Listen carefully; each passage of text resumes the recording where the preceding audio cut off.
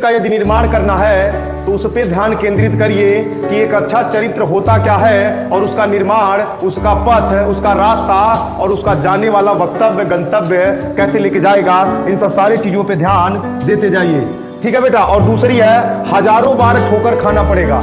एक अच्छे रास्ते पे चलना है और आपको पता है यदि आप साफ सुथरे रास्ता पे बने बनाए हुए रास्ता पे चलोगे तो माझी की तरह आपको पत्थर तोड़ने की और पहाड़ तोड़ने की जरूरत नहीं पड़ेगी।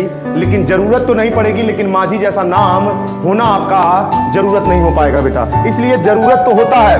कौन कौन आ गया बेटा? सृष्टि गुड इवनिंग बेटा। गुड इवनिंग के बाद ही होता है तो यह स्वामी विवेकानंद जी कहे हैं, जो पढ़ने वाले भविष्य उन्मुखी के बेटा या एक तरह का रचनाकार कह सकते हो। क्या कह सकते हो इनको? रचनाकार कह सकते हो इनको रचनाकार कह सकते हो कि इस दुनिया के, इस जीवन का सबसे आसान काम है, लेकिन उसको रिवीजन करना उतना कठिन हो जाता है। आप इतना ज्यादा खाना खा लीजिए, यदि पचा नहीं पा रहे हो वो पूरा खाना व्यर्थ हो जाता है बेटा। उसी तरह पढ़ाई है जीवन में, यदि पढ़ लिए हो, रिवीजन कर लिए हो तो आप बेहतर तरीके से उस खाने का और उस पढ़ाई का पूरा आनंद ले सकते हो जीवन में। देखिएगा, एक छोटा सा मोटो बता दूं आपको, एक छोटा सा मोटो बता दूं रुचि सिंह जैन बेटा। देखिएगा, एक छोटा सा मोटो है, यदि आप रिवीजन नहीं कर रहे हो, इतना बड़ा सागर तैयार कर देने से भी यह जीरो समझ में आ रहा है बेटा, यह जीरो रह जाएगा। इंपॉर्टेंस यह है कि आप अपना रिवीजन करते रहिए, विदाउट रीजन का इतना बड़ा गोला बनाते जाइए, पढ़ाई करते जाइए।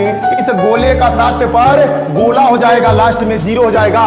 यदि इस गोले पे दौड़ना शुरू कर दिए, इस गोले पे दौड़ना शुरू कर दिए बेटा, इस गोले पे दौड़ना शुरू कर दिए, इस गोले को जीरो न होके, देखिएगा कभी भी गोले का केंद्र होता है, सॉरी गोले का केंद्र होता है, जीरो का केंद्र नहीं होता है। ध्यान रखिएगा, सबसे बड़ा अंतर यही है, शायद आप लोग जानते हो, आई होप जानते हो तो बड़ी अच्छी बात है। जीरो का कभी भी केंद्र नहीं होता है, लेकिन गोले का केंद्र होता है। इस गोले को निर्माण करिए, इस जीरो का निर्माण मत करिएगा। ध्यान